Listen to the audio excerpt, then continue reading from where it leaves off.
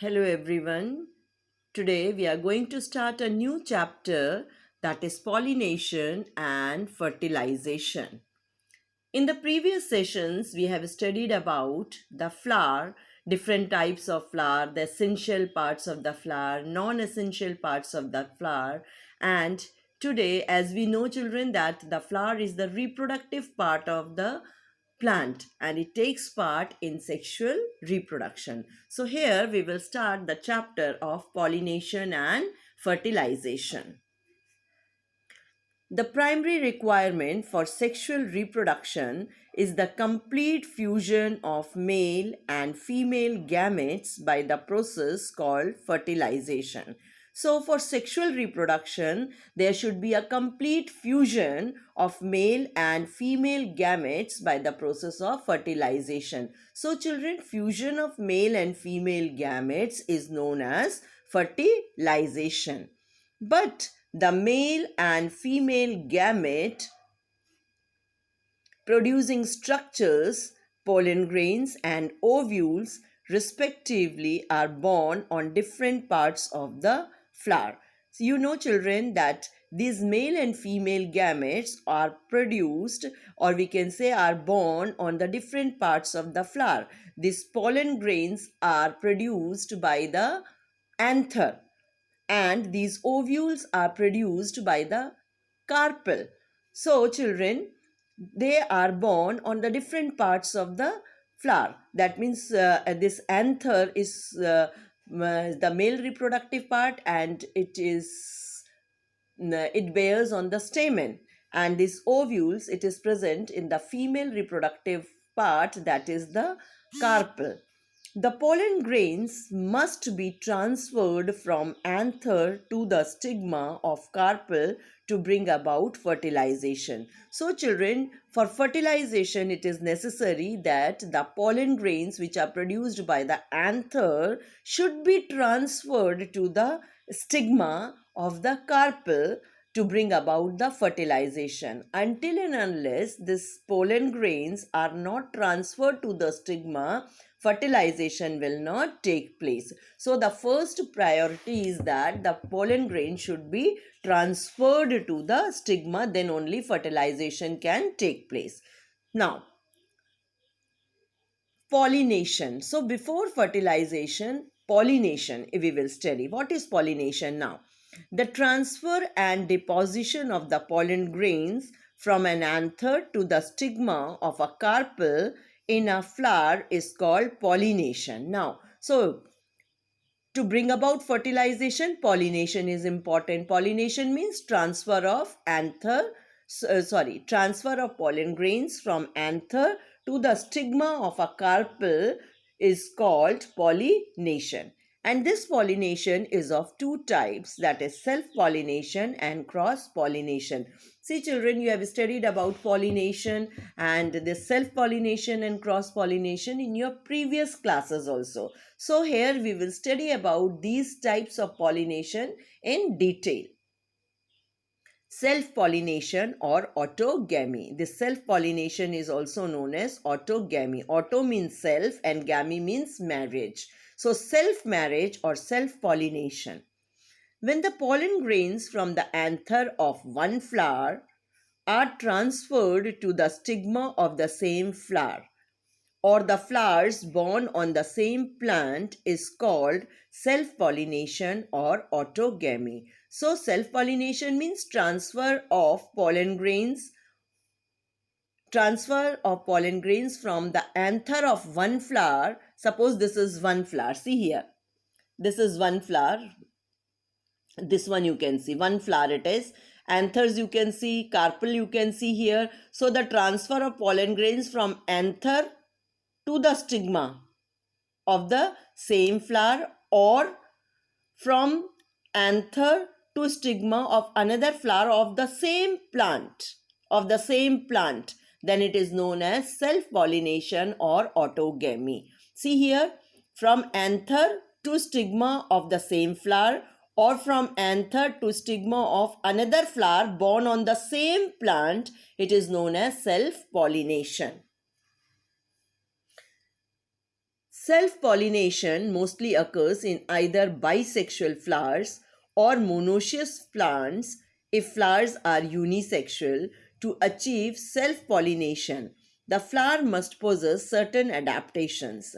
Now, to bring about this self-pollination occurs in the bisexual flowers or monoecious plants. Bisexual means both the stamens and the carpel are present on the same flower. And monoecious plants are the plants in which both the male and female flowers are present on the same plant. Then it is known as a monoecious plants. So self-pollination occurs in bisexual flowers or in the monoecious plants. And to bring about or to achieve this self pollination, the flowers must possess certain adaptations. The flowers have to possess certain adaptations to bring about self pollination. If these adaptations are not present in the flower, self pollination will not occur. So, we will see what are these adaptations. First one is bisexuality or hermaphroditism or hermaphrodite. That means the flower should bear both the stamens and carpel so that both the pollen grains and ovules are born in the same flower. See, in bisexual or hermaphrodite, both the male, that is the stamens, and the carpels, so that both the pollen grains and ovules are born in the same plant. Bisexual means the male and the female part of the plant should be present on the same flower so that they can produce pollen grains and ovules that is born on the same flower. See here in this diagram of flower, you can see here these are the stamens and this is the carpel. You can see. So this is a bisexual flower. That means both the male part and the female part are born on the same flower. So this is known as a bisexual flower.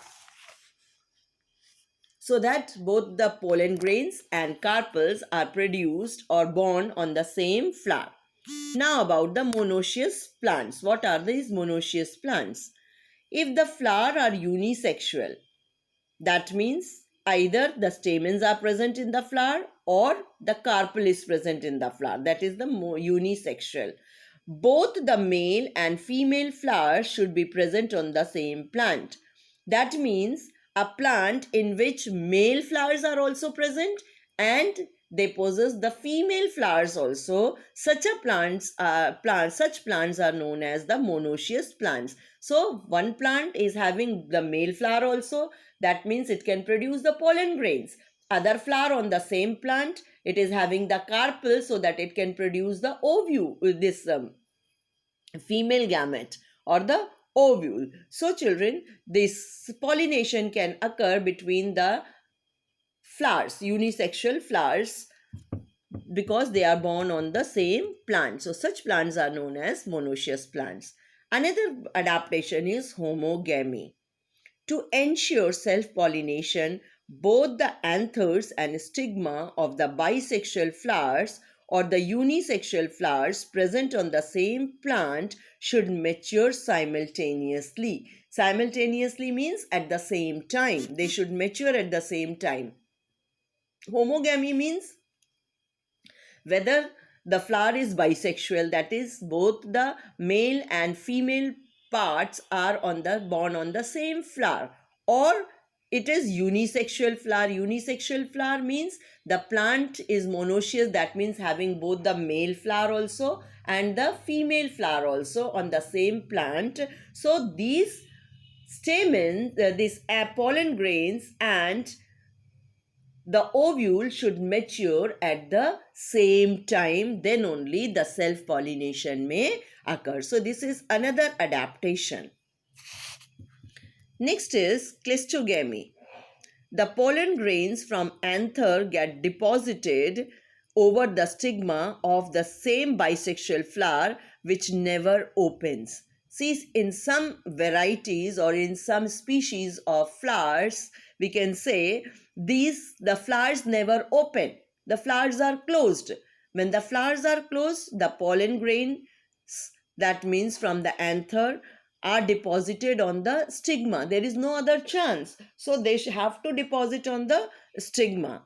For example, some species of balsam, sundew, pansy, wood sorrel, oxalis, and camelina, etc., are the examples of cleistogamy. In cleistogamy flowers, the flower pollen grains from the anther gets deposited on the stigma of the bisexual flowers because the flowers never open. So, this condition, if this condition is there, then also self-pollination will take place. Now about the bud pollination. What is bird pollination? Bud is not mature, isn't it? It is the beginning stage of a flower, we can say. In some plants, that example pea, wheat and rice, the anther and stigma of bisexual flowers ripen before the opening of the bud. See here what is happening. This anther and stigma of the flowers, they mature before the flower opens. Before the opening of the flower, this anther and this stigma of the this bisexual flower, they become mature before the opening of the flower. So this type, in such conditions, bird pollination take place. Self-pollination occurs before the flower opens. So in such conditions, self-pollination occurs before the flower opens. So these are the adaptations we can see in self-pollination. The flower must possess certain adaptations, then only self-pollination will take place. One is bisexuality, another is monoecious. The plant should be monoecious, homogamy, cleistogamy, and bird pollination. Children, you learn all these terms, all these adaptations where self-pollination will take place. Now we'll see what are what are these advantages of self-pollination. Chance of pollination to occur are greater if the flowers show homogamy. Now see, pollination occurs, chances of pollination occurs more when the flower is homogamy. Homogamy means the male and the female part that is there should mature at the same time, simultaneously. Parental traits are preserved from generation to generation. Whatever the parents are having their traits, they are preserved from generation to generation. The same traits may pass from one generation to another generation. Very large number